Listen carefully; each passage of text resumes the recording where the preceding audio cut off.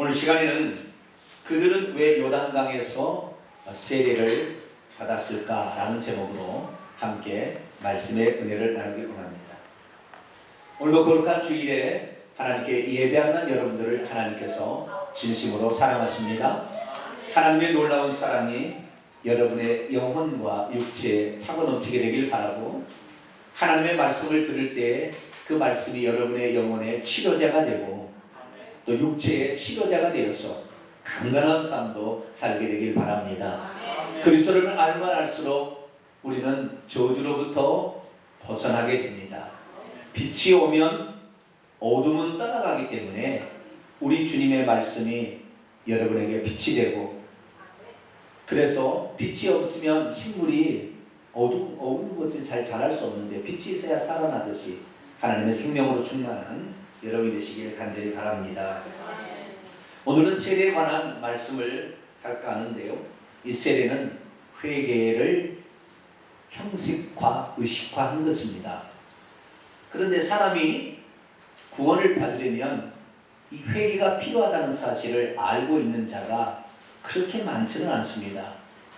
저희 교회는 예수 그리스도를 믿는 것으로 구원받는다고 생각하지 않습니다. 왜냐하면 예수 그리스도를 믿는 것 자체로 우리의 죄가 자동적으로 씻겨지는 것이 아니기 때문입니다. 예수 그리스도를 믿는다고 모든 죄가 다 용서받고 한 번 믿었다고 구원을 받는다는 것은 성경적인 태도가 아닙니다. 그러나 오늘날의 수많은 그리스도인들은 예수님만 믿고 있으면 그분의 의가 나에게 전가되어 내게 하나도 의로운 것이 없어도 그분의 의를 힘입어 구원받게 될 것이라고 믿고 있는 것이죠. 그러나 사실 우리가 깊이 들어가게 되면 외모를 바꾼다고 사람이 바꿔진 것이 아닙니다. 내면이 바꿔야 되는 것이죠. 예수 그리스도를 믿게 되는 것은 1차적으로는 외적인 의의를 힘입어서 칭의, 외적으로 옷을 입은 외면적인 신분이 바꿔지는 것입니다. 그러나 결국 우리가 천국에 들어가려면 죄는 천국에 들어가지 못하는 거거든요. 다시 말해서 내면이, 속사람이 바뀌어야 결국에 천국에 들어간다는 것입니다. 구원이라는 것은 단지 이 땅에서 의롭다 칭함을 받는 것이 구원이 아니고, 구원은 내 영혼이 천국에 들어가야 구원입니다. 그렇기 때문에 내 영혼은 어떻게 천국에 들어가느냐? 천국에 하나님의 생명이 있어야 들어가고, 이 땅에 우리가 가지고 있는 죄에 대한 본성과 죄의 열매들을 깨끗이 제거해야 천국에 들어가기 때문에 예수 그리스도를 믿어서 우리가 그분의 의를 힘을 수 있는 자격을 얻은 것은 분명하지만, 날마다 우리가 우리의 죄를 시인함으로, 자복함으로 우리의 죄를 씻어낼 수 있게 되기를 축원합니다. 저는 어렸을 때 시골에 살았기 때문에 목욕탕에 가본 일이 없습니다. 그래서 1년에 한 2번 정도 이렇게 목욕을 했습니다. 저희 어머니께서 솥에다가 물을 펄펄, 이 가마솥 있잖아요. 시커먼 가마솥에다가 물을 펄펄 끓여가지고 찬물을 이렇게 타가지고 미지근한 물에서 목욕을 했습니다. 왜냐하면 명절을 맞이하기 전에 몸을 깨끗이 단장해야 된다, 이렇게 해가지고 추석과 설날이 되기 전에는 목욕을 한 번씩 했어요. 그런데 이 목욕을 나중에 보니까 목욕탕이 있더라고요. 도시 가보니까. 우리는 집에서 어머님이 다라에다가 받아놓은 그 물에다가 목욕만 했는데, 도시로 가보니까 목욕탕이 있어요. 그래서 그 목욕탕에 가면 언제라도 때를 베낄 수가 있는 것이죠. 그런데 어쩔 때 자취생활을 하다 보니까 목욕탕에 갈 목욕비가 별로 없었어요. 그래서 목욕하고 싶으나, 나도 일주일에 한 번씩 목욕하고 싶었지만 목욕탕에 가지를 못합니다. 왜? 돈이 없어서 못하는 거지요. 가면 때를 벗길 수 있다는 걸 압니다. 그러나 목욕탕에 가지를 못하는, 왜? 돈이 없으니까. 우리의 영혼도 때를 벗길 수 있는 곳이 있어요. 그게 뭐냐면 예수 그리스도의 그분께 가면 그분이 우리의 죄를, 그분의 피로 우리의 죄를 씻어주기 때문에 우리의 영혼의 죄를 씻을 수가 있는 거예요. 할렐루야. 우리의 영혼의 때를 벗겨낼 수가 있는 거예요. 그러나 예수 그리스도를 믿는다고 자동적으로 때가 벗겨지는 게 아니에요. 우리가 목욕비가 없어서 이 영혼의 때를 벗길 수 없을 때 주님께서 오셔서 그 영혼의 때를 벗길 수 있는 죄값을 치러버려서 우리는 목욕탕에 예수님 앞에 가서 무료로 값없이 때를 벗길 수 있는 자격을 얻게 되었어요. 할렐루야. 이것은 목욕탕은 하나님이 만들어준 것이지 우리 스스로가 목욕탕을 만들 수 있는 게 아니고 우리 스스로가 능력이 있어 목욕비를 마련할 수 있는 것도 아니에요. 주님께서 다 대가를 치르시고 목욕탕을 만들어서 오라 그렇게 하셨단 말이에요. 그런데 우리가 예수 그리스도를 믿는다고 죄도 내가 목욕탕에 안 가는데 내 때가 벗겨질 리가 없다는 거예요. 다시 말해서 예수 그리스도를 믿어도 우리의 죄를 시인하고 이 죄를 용서해 달라고 우리가 고백하게 될 때에 그 죄가 씻겨지는 겁니다. 할렐루야. 그래서 우리가 구원 어떻게 받느냐? 예수 그리스도가 하신 일을 믿음으로 그리고 우리의 죄를 시인하고 회개함으로 용서받는 것입니다. 자, 마가복음 1장 15절 말씀을 같이 한번 읽어볼까요? 시작. 이르시되 때가 찼고 하나님의 나라가 가까이 왔으니 회개하고 복음을 믿으라 하시더라. 아멘. 회개하고라는 말, 이 회개하고라는 말은 꼭 이것 다음에 이걸 해야 된다 뭐 이런 것처럼 느끼는데 그건 아니고요. 회개하라 하나의 명령형이고 그리고 또한 복음을 믿으라 이 두 가지 명령형입니다. 이 명령형은 현재 능동태 명령법입니다. 그렇기 때문에 한 번만 하는 것이 아니라 날마다 회개하고 날마다 예수 그리스도의 믿음을 갱신하고 붙들고 끝까지 가라 이런 말이지 한 번 믿는다고 되는 일이 아니에요. 때가 찼다. 이때는 카이로스입니다. 카이로스라는 것은 어떤 우리에게 특별한 일이 일어나는 어떤 중요한 순간을 일으키는 거예요. 그냥 흘러가버린 시간이 아니라 내 생애에서 생일은 중요한 날이듯이 때 하나님께서 구원하실 때가 카이로스가 이미 찼어요. 여기 완료 수동태입니다. 와버렸어요. 그리고 하나님의 나라 천국이 가까이 왔으니 가까이 왔어요. 이것도 완료 능동태입니다. 이미 가까이 왔다 이거예요. 그렇기 때문에 지금이라도 우리가 회개를 하고 예수 그리스도를 믿으면 구원을 받을 수 있다고 말하는 것이죠. 그렇기 때문에 우리는 날마다 우리의 자신의 죄를 회개하며 주님을 믿고 나가야 될 줄로 믿습니다. 그렇다고 한다면 이 회개한다는 의미는 무엇일까요? 이 회개한다는 것의 모형, 이 회개한다는 것의 근본적인 뜻은 무엇일까요? 오늘 세례 요한의 세례를 통하여 우리는 회개한다는 것의 의미의 원형, 모델, 그 어떤 예표가 무엇인지를 정확히 알고 이렇게 회개하는 것이 진짜 회개다 라는 사실을 통하여 여러분도 여러분의 죄를 씻음 받으시고 꼭 천국에 들어가는 저와 여러분이 되시길 바랍니다. 오늘 본문 말씀은 세례 요한이 죄사함을 받게 하려는 회개의 세례를 전파할 때에 모든 사람들이 다 나와서 세례 요한에게 요단강에서 세례를 받고 심지어 예수님 자신도 갈릴리 나사렛으로부터 요단강까지 와서 세례 요한에게 세례를 받았다라는 말씀입니다. 세례는 아무 장소에서나 물이 많은 곳이 있으면 그곳에서 받으면 되었지 왜 굳이 광야에서 멀리 떨어진 요단강까지 올라가서 세례를 받아야 할 필요가 있었던 것일까요? 유대 광야에서 요단강까지 꽤 먼 거리인데 굳이 많은 사람들을 이끌고 이미 자신의 죄를 고백하고 회개했던 그들을 데리고 굳이 요단강까지 가서 세례를 베풀어야 할 이유는 무엇이었을까요? 뿐만 아니라 이 요단강 하류, 다시 말해서 지금 세례를 받는 곳은 요단강 거의 끝부분인데 요단강 하류는 흙탕물이 흐르는 더러운 물입니다. 그런데 깨끗한 물이 아닌 왜 흙탕물이 흘러내리는 요단강에서 세례를 베풀었던 것일까요? 오늘날에 들어와서 우리들은 세례를 받는데 아무도 흙탕물을 뒤집어 쓰는 사람은 없습니다. 그리고 아무도 몇 사람 거의 안 가겠죠. 요단강에 직접 가서 세례를 받는 사람도 없습니다. 우리는 요단강에 가서 세례를 받아야 되지 않을까요? 왜 우리는 깨끗한 물로 그리고 교회에서 세례를 받고 있습니다. 성경의 첫 번째 세례의 부분은 사람들이 광야에 있다가 세례 요한을 따라서 먼 거리 수십 킬로를 걸어서 요단강에 가서 세례를 받았다. 그렇게 말하고 있습니다. 그런데 우리들의 삶은 과연 어떻습니까? 요단강이 주는 의미는 무엇일까요? 오늘 본문 말씀은 AD 27년경 세례 요한이 요단강에서 이스라엘 백성에게 세례를 베풀었는데 그 전에 먼저 광야에서 유대 광야에서 회개하라고 외친 다음에 그리고 그들의 죄를 다 자복한다는 것은 스스로 자신의 죄를 시인하고 공개했다 그런 말입니다. 그렇게 하고 한 사람들을 이끌고 요단강에 가서 머나먼 거리를 찾아가서 세례를 베풀었다 그렇게 말하고 있습니다. 여러분 잘 이해를 못하실 것 같아서 제가 지도를 좀 준비해 봤습니다. 세례 요한이 세례를 베푼 자리는 모압 지방의 건너편 여리고가 있는데 이 여리고를 지나는 이 사이가 요단강이 흘러요. 요단강은 저 북쪽 갈릴리에서 사이까지 한 120km 정도 되는 직선 거리인데요.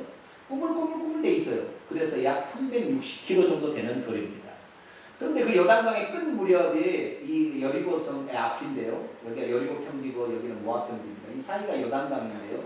이 요단강에서 세례를 받게 된 거죠. 그런데 세례요한 어디서 사역했느냐? 오늘 본문 말씀 보세요. 1절입니다. 그때 세례 요한이 이르러 유대 광야에서 전파했대. 유대 광야라는 것은 여기 사의 끝부분 있죠. 이 사의 끝부분 처음 시작된 이 끝부분 요 아래가 유대 광야입니다. 그렇기 때문에 이 요단강이라 이 여리고성 밑에 있는 이 산악지대 그래서 사해 쪽으로 보자면 사해 왼쪽에 위치한 이 부분을 유대 광야라고 그렇게 부릅니다. 유대 광야는 남유다에 위치한 광야로서 여리고 남쪽과 사해 서쪽 고원지대를 거쳐서 황량하게 펼쳐진 석회암이 가득한 그 지역을 일컫는 말입니다. 물론 군데군데마다 오아시스가 있고요. 특별히 그 중에서 가장 항상 사시사철 푸른 물이 흐르는 그런 물이 흐르는 계곡도 있어요. 그 계곡이 어디냐? 엔게디 계곡입니다. 유대 광야의 제일 유명한 곳입니다. 그래서 우리가 성지순례를 가면 엔게디를 가게 되는데요. 이 엔게디는 게디의 엔이라는 건데요. 사슴의 눈이다, 염소의 눈이다 그런 뜻입니다. 이 눈과 같이 여기 있는데 여기 꼭 눈처럼 생겼어요. 모양이. 거기에 물이 흐르고 있어요. 사시사철. 폭포가 있습니다. 이곳을 일컬어서 이 유대 광야 이 사해 서쪽에 일컫는 이 유대 광야에 일컬어서 이쪽에 마원이 있어서 마원 황무지 또는 십황무지라고 일컬어지는 그런 지역이 바로 이 유대 광야입니다. 다윗이 도피 생활을 했던 바로 그 지역이죠. 그래서 엄청난 이런 깎아지리던 계곡이 있어서 이 계곡에서 계곡을 넘어가려면은 반나절이 걸려요. 그러니까 여기서 저기로 외쳐서 어이 소리는 들리나 못 걸어가는 거예요. 그래서 사울이 다윗을 잡으려도 못 잡아요. 저기 있으면은 반나절 걸려버려요. 그래 어디로 도망간지를 모르니까 못 잡는 거예요. 이게 바로 유대 광야의 특징입니다. 그런데 만약에 세례 요한은 에세네파 다시 말해서 세례를 통하여 죄를 사한다는 것을 정확히 믿고 있는 예수님 당시에 세 가지 유대 종파가 있었는데 사두개파, 바리새파, 에세네파가 있었는데 에세네파라 왜 세례를 통하여 경건 생활을 유지한다고 일컬어지는 그 파에 속해 있을까라고 유대학자들이 말하고 있습니다. 그래서 이 유대학자들이 말하는 이 계곡에 있으면서 세례를 받았는데 이 세례를 받으려면 어디로 가장 가까운 것이 엔게디족이에요. 그래서 엔게디의 맑은 물에 가서 세례를 받게 하면 좋을 텐데 세례 요한은 굳이 엔게디의 맑은 물가에 가지 아니하고 어디로 갔어요? 저 북쪽에 한참을 가서 있는 이 북쪽의 여리고 평지 그리고 모압 평지의 앞에 있는 이 요단강 흙탕물에 가서 세례를 받았다는 것입니다. 여러분이 엔게디에 가보셨는지 모르지만 제가 엔게디를 가보니까요.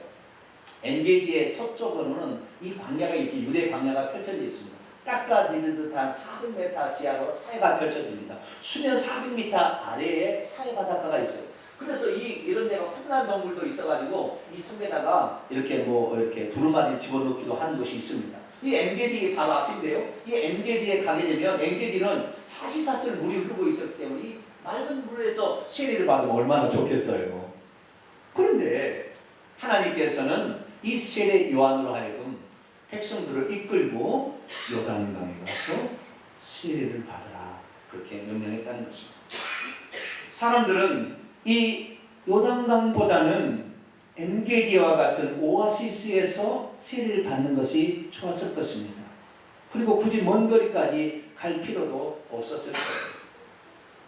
오늘날에 이 요단강에 세례를 받는 그 장소를 이제 찾아냈는데 성지순례 가면 이제 열렸어요. 이 세례를 받는 장소가 여기가 바로 요단강의 그 끝부분에 여리고 평지와 모압 평지 앞에서 건너가는 요단강 흙탕물이에요.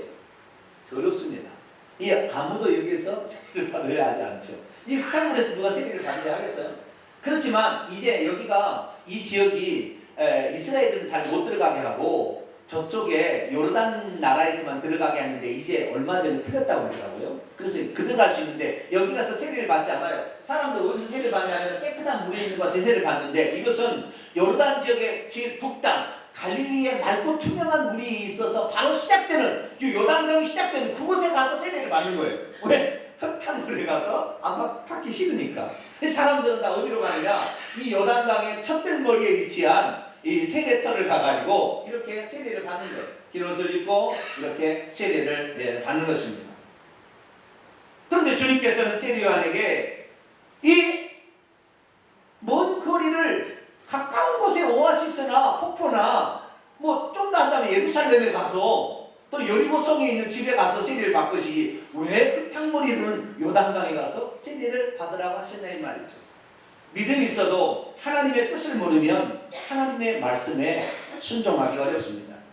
믿음이 있어도 하나님께서 우리에게 하시고자 하는 말씀이 있음을 감지하지 못한다면 우리는 원망하고 불평할 수밖에 없는 것입니다. 믿음이 있어도 쉽고 편한 길이 아니라 힘들고 어려운 일을 피하려고 하는 것이 우리의 모습인 것이죠. 그럼에도 불구하고 세례 요한은 하나님의 말씀에 순종하여 그들을 데리고 요단강까지 올라가서 그들에게 세례를 주었습니다. 왜? 요단강이어야 했던 것입니다. 우리는 먼저 이 요단강에서 세례를 받았던 그 이유 가운데 우선 물로 세례를 베풀라는 주의 말씀에 따라서 세례 요한이 이 세례를 베풀었던 걸 알 수 있는데요. 우선 첫 번째 알 것은 왜 하나님께서 회개만 하면 되는 거잖아요. 자신의 죄를 자복하면 되는 것인데 굳이 세례까지 하라고 했는 이유부터 먼저 살펴봐야 됩니다. 세례 요한의 고백을 먼저 들어봅니다. 요한복음 1장 33절입니다. 같이 한번 읽어보시죠. 시작. 나도 그 그리스도를 알지 못하였으나 나를 보내어 물로 세례를 베풀라 하신 그의 하나님이가 나에게 말씀하시되 성령이 내려서 누구에든지 머무는 것을 보거든 그가 곧 성령으로 세례를 베푸는 이인 줄 알라 하셨기에 아멘. 여기 보니까 세례를 세례 요한이 개발했던 개발품이 아니에요. 누가 그렇게 하라고 시켰다고요? 하나님께서 그렇게 시킨 거예요. 그래서 물로 세례를 베풀게 되는 것입니다. 그리고 요단강으로 가서 세례를 베풀게 됩니다. 세례라는 것은 여러분도 잘 아시지만 세례는 두 가지 방식이 있습니다. 하나는 물을 위에서 뿌리는 방식이 있죠. 우리 장로교에서 행하는 것입니다. 관수세례라는 것입니다. 관수세례. 물을 위에서 사람에게 뿌려서 죄를 씻는다 라는 데 초점이 맞춰지는 것이 세례입니다. 그러나 그렇게만 아닙니다. 물속에 풍덩 집어넣는 세례도 있습니다. 이것을 침례라고 얘기를 합니다. 교단에 따라서 관수 세례를 주기도 하고 침례를 주기도 합니다. 우리 장로교는 죄를 씻는 예식이라는 것에 초점을 맞춰서 관수 세례를 베풀고 있고 침례교에서는 물속에 장사 지내는 그것의 뜻을 맞춰서 장사를 지내는데 어쨌든 물이라는 것을 통하여 죄를 씻는 것과 그리고 물속에 장사 지낸다는 이 의미가 있기 때문에 세례를 오늘날도 그렇게 주고 있는 것입니다.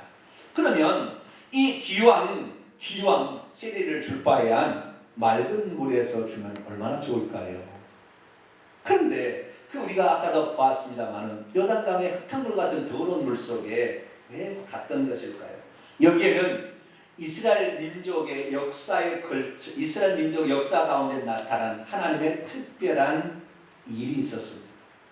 이것을 기억하라는 것입니다. 세 가지 의미가 있는데 중요한 일은 첫 번째 가장 중요한 일은 이것입니다. 그것은 여호수아서 4장에 나오는 얘기인데요. 이스라엘 백성들이 출애굽을 해서 광야에 나와 있었으나 이스라엘 백성들이 가나안 땅에 들어가게 합당하지 않았어요. 겉으로만 구출을 받았을 뿐이지 속 사람이 달라지지 않았기 때문에 애굽의 생활을 동경하고 애굽으로 돌아가자. 왜 우리를 광야에 죽이려고 데려왔느냐 하면서 출애굽 1세대들이 불평을 했습니다. 그래서 하나님께서는 너희들은 자주 말해서 애굽에서 탈출하는 거, 그 다음에 홍해를 건너는 전적인 하나님의 은혜로 하나님께서 오고 오듯이 와 있지만 너희들 스스로 죄를 씻고 하나님이 주실 약속의 땅에 대한 믿음이 없다고 한다면 너희들은 광야에 엎드려 죽는 것이지 가나안 땅에 들어갈 수 없다라고 하나님이 결정을 내렸습니다. 그래서 일주일이면 갈 수 있는 그 가나안 땅에 40년을 걸쳐서 뺑뺑이를 돌리고 결국에 가나안 땅에서 출애굽 1세대가 다 죽었습니다.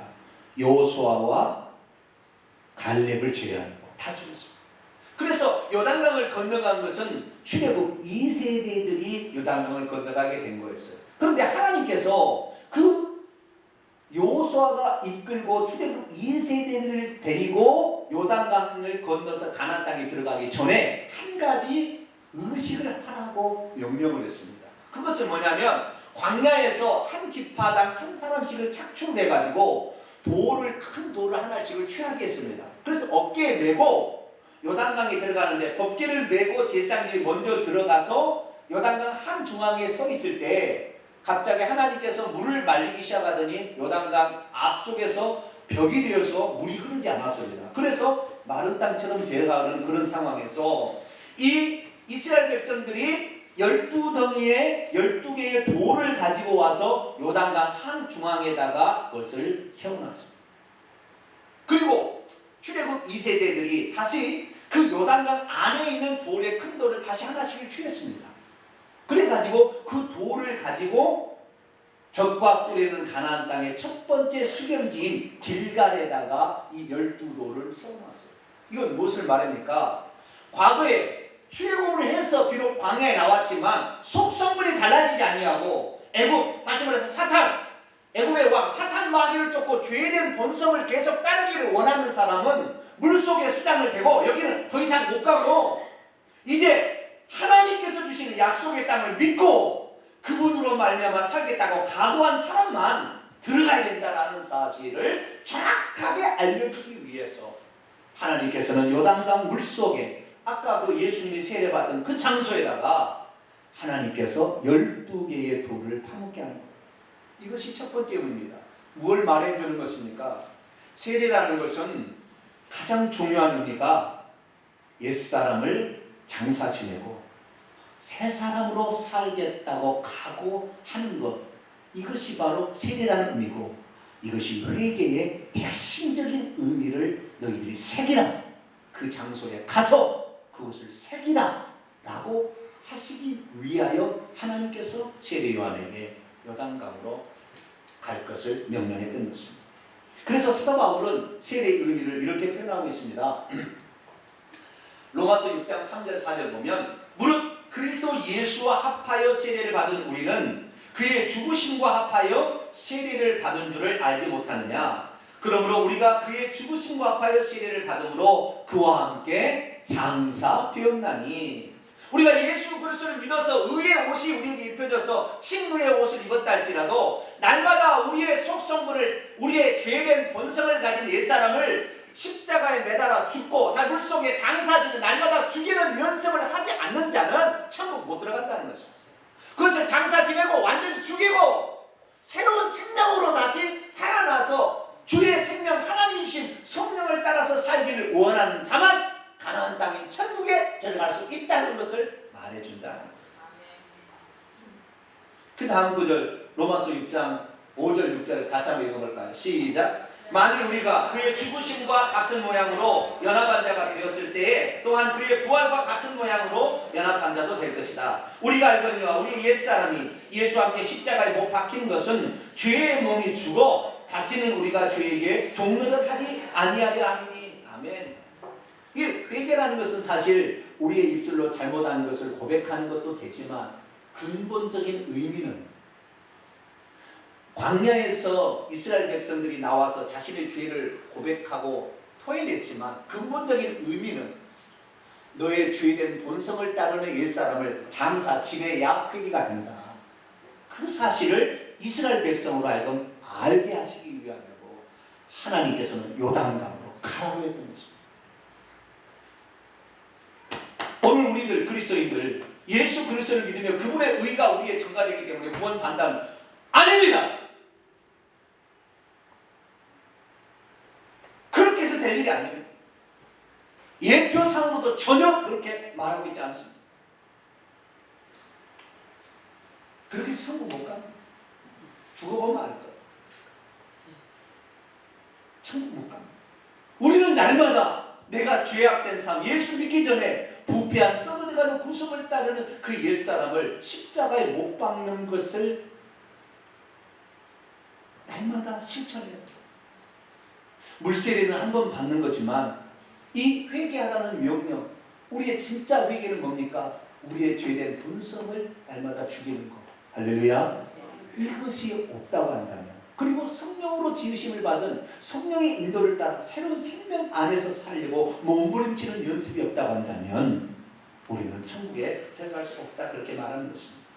자, 에베소서 4장 22절 24절 한번 읽어볼까요? 시작. 너희는 유혹의 욕심을 따라 썩어져가는 구속을 따르는 옛사람을 벗어버리고 오직 너희의 심령이 새롭게 되어 하나님을 따라 의와 진리의 거룩함으로 지으심을 받은 새 사람을 입으라. 아멘. 우리 일평생에 우리의 마음속에는 항상 옛사람을 죽이고 이 죄된 본성이 끌어올라올 때 너는 죽었어, 너는 십자가에 그리스도와 함께 죽었잖아 라고 명령함으로 우리 자신의 죄된 본성이 나를 사로잡아가지 않도록, 내가 예수 믿기 전에는 나쁜 일 많이 했어요, 술도 많이 먹어서 담배도 피고요, 여자들 궁둥이도 많이 야자면 많은 나쁜 짓을 했어요, 그러나 살았으나 그런 사실을 청산하지 않는다고 한다면, 입술로만 고백을 끝까지 할 겁니까? 그것을 청산하지 않게 된다고 한다면 우리는 천국 가기 어렵다는 거예요. 그러나 우리 주님의 긍휼이 있어서 한편의 강도 보니까 마지막 순간에 그래도 내가 잘못했습니다 회개하니까 용서의 주권이 있습니다.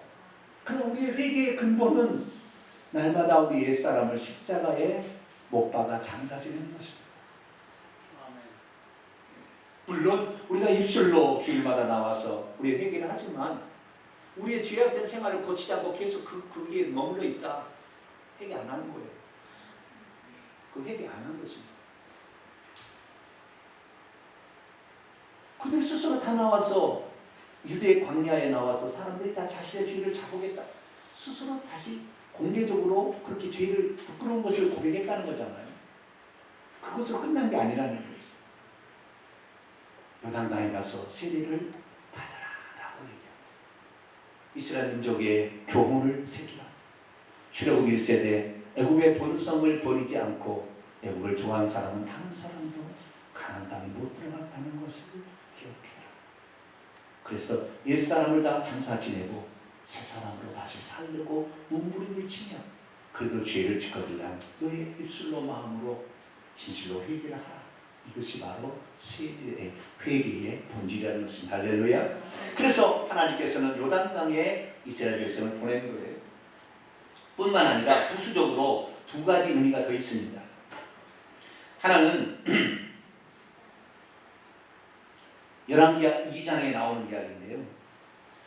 이 지금 세례 요한은 요한복음 11장 읽어보면 오리란 엘리야가 세례 요한이라고 얘기를 예수님이 하셨습니다. 이사야 40장과 말라기에 예언되었던 엘리야의 영을 가지고 와서 엘리야의 심령으로 와서 사람들에게 회개를 선포했어요. 그런데 놀랍게도 열왕기하 2장에 보면 이 요단강 한 중앙에서 엘리야가 천국에 들어갑니다. 그의 종 엘리사가 뒤따라왔을 때 외투를 외투를 이렇게 물을 가르며 요단강 한중앙에 왔을 때 갑자기 회오리바람이 일어나면서 하늘의 불말과 불병거가 와서 엘리야를 데려갑니다. 이게 무엇입니까? 우리가 죽으면 천국에 즉시 들어가는데 그거는 회개를 한 사람이 들어간다는 것을 우리에게 정확하게 계시하고 있습니다. 엘리야가 그 자리에서 천국 들어간 자리. 우리도 천국에 들어가려면 예수만 믿을 것이 아니라 엘리야처럼 하나님 앞에 충성하며 살다가 천국이 있다는 사실을 확실히 믿고 죽으면 바로 그 자리에서 천국 들어간다는 이 엘리야의 전형을 믿고 가게 될 때 우리도 천국에 들어가는 것입니다.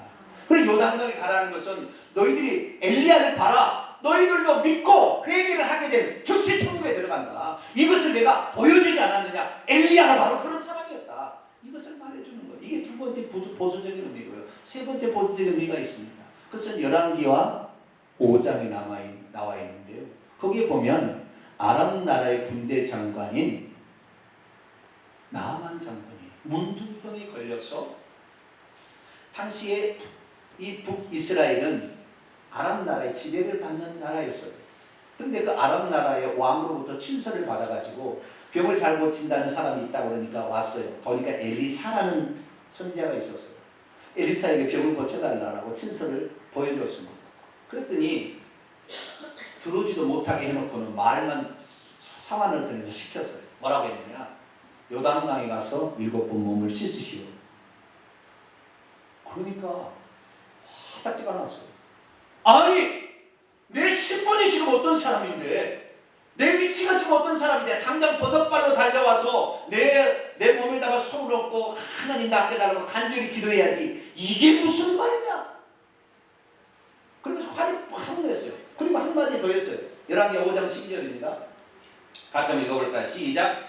다메섹 강 아바나와 바르발은 이스라엘 모든 강물보다 낫지 아니하냐. 내가 거기서 몸을 씻으면 깨끗하게 되지 아니하랴. 아람 나라에 있는 다메섹 강 아바나와 바르발은 얼마나 깨끗한 물인데 이 더러운 요단강에 가서 내 몸을 씻으라고 얘기를 하느냐. 차라리 몸을 씻으라고 하면 좋은 딱 이 깨끗한 물에 가서 씻으라고 하지. 이렇게 말했다는 것입니다. 그러자 그 옆에 듣고 있는 사환이 말했습니다.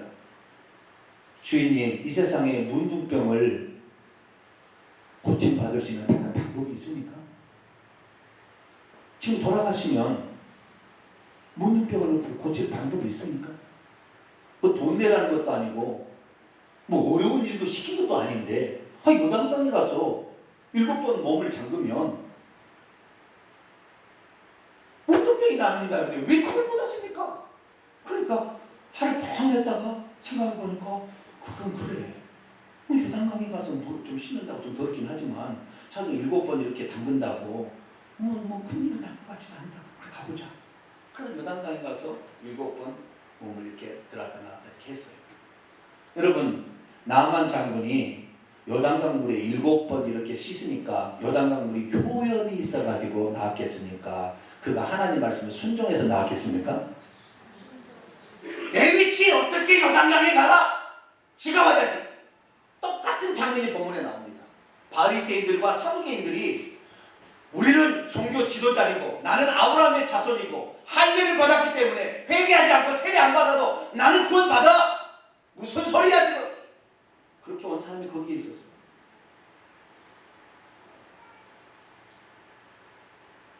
나는 목회자의 딸이고 아들이고 나는 3대째 신앙이고 내가 신앙생활 30년이 됐는데 내가 천국에 못 가? 내가 가지?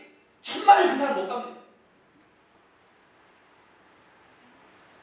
자신의 신분 위치를 다 내려놓고 하나님의 말씀에 회개하라. 그러면 겸손히 회개하는 자가 천국 들어가는 것이지. 자신의 신분이 이렇다고 나는 종교 지도자라고 나는 아브라함의 자손이라고 할례를 받아 그래서 되는 것이 아니라는 것입니다. 나아만 장군 신분의 위치를 다 내려놓고 요단강에 가서 겸손히 몸을 담글 때 그의 살이 어린 아이같이 깨끗하게 씻음 받은 줄로 믿습니다. 이것을 요단강이 말해줍니다. 그렇기 때문에 세리와는 엔게디와 같은 폭포나 오아시스에 가서 세례를 주지 아니하고 흙탕물이 흘러내리는 그 더러운 물이지만 그곳에 가서 세례를 주는 것입니다. 우리는 오늘도 이것을 우리의 마음에 새겨낼 줄 믿습니다.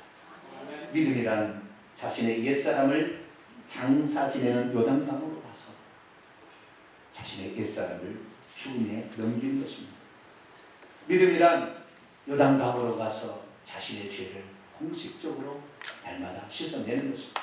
믿음이란 날마다 죄짓고 살던 옛사람을 요단강 물속에 장사 지내고 예수님께 주시는 새로운 생명으로 살아나 그분의 뜻을 펼쳐가는 삶을 사는 것입니다. 믿음이란 회개를 상징하는 요단강을 통과하지 않고서는 그 누구도 천국에 들어갈 수 없다는 것을 받아들이는 것입니다. 사랑하는 성도 여러분, 세례요한은 그래서 사람들을 이끌고 요단강으로 갔습니다. 비록 흙탕물이 흐르는 곳이지만 그곳에서 세례를 주었습니다. 무리들도 와서 세례를 받았고 세리들도 세례를 받았고 심지어 누가복음 3장에 보면 로마 군병들도 와서 그곳에서 세례를 받았습니다. 그래서 거기에서 구원의 역사가 일어났으니 요한복음 1장에 보면 그 세례하는 말을 듣고 세례를 받으며 세례 요한을 따랐던 제자 안드레 그리고 사도 요한이 그 세례받는 사람의 한 사람이었습니다. 그래서 자신의 형 베드로를 전도했고 자신의 형 야고보를 전도해서 예수님의 제자들이 되었습니다. 천국에 들어가는 사람이 되었다는 것입니다. 우리들도 오늘 물세례를 받았다고 안심해서는 안 됩니다. 실제적으로 요단강이라는 그 의미, 우리는 오늘날에 직접 요단강으로 가지 않지만 날마다 자신을 옛사람을 십자가에 죽이는 장사 지내는 것을 날마다 행하지 않는다면 우리는 요단강에서 세례를 받는다고 의미가 없습니다. 오늘 여러분은 진정 여러분 죄된 본성을 싫어하며 그것을 벗어버리려고 몸부림치고 있습니까? 죄된 본성을 날마다 없애고 성령으로 지으심을 받은 새 사람으로 살려고 몸부림치고 있습니까? 이것이 오늘에 필요합니다. 그러면서 우리가 입술로 마음으로 통해 자복하는 것이 병행되어질 때 완전한 회개가 이루어지는 것이고 이 회개를 하는 자만이 엘리야처럼 천국에 죽은 즉시 들어갈 수가 있게 되는 것입니다. 오늘 우리의 삶의 회개 생활을 다시 한번 점검하십시오. 단지 주일에 와서 우리가 잘못했다고 고백하는 것으로 혹시 회개 생활을 다 하고 있다고 생각하십니까? 그것은 아닙니다. 우리의 자신의 내면의 죄된 본성을 따르려는 것 그리고 지금도 따르려는 것을 잘라내지 않는 한 우리는 구원받을 수 있는 가능성이 줄어들 수밖에 없습니다. 오늘도 우리는 입술로 고백하는 회개의 이 자백의 삶과 요단강에 가서 자기를 죽음에 넘기는 그 세례의 본질을 확실히 붙잡아서 우리 영혼이 죽는 날 꼭 천국에 들어가는 저와 여러분이 되시기를 간절히 축원합니다. 기도하겠습니다. 거룩하신 하나님, 세례 요한이 사람들로부터 자신의 죄를 자복하게 했지만 그것으로 끝내지 아니하고 요단강에 가서 사람들을 침례를 주었습니다. 주여, 이것이 우리에게 무엇을 말해주는 것입니까? 출애굽 1세대들과 2세대들의 경험을 우리에게 들려주고 있는 것이고 천국은 아무나 들은 것이 아니라 옛사람을 장사 지내는 자만이 들어갈 수 있다는 것. 그런 자만이 즉시 죽은 후에 천국에 들어가게 되고 자기의 자존심이나 모든 걸 다 내려놓고 회개를 진정하는 자만이 천국에 들어간다는 우리 알려주는 것이 아니겠습니까? 이제 우리들도 온전한 회개를 통하여 우리가 죽는 즉시 천국에 들어가는 복된 성도들이 되게 하여 주옵소서. 우리 주 예수 그리스도의 이름으로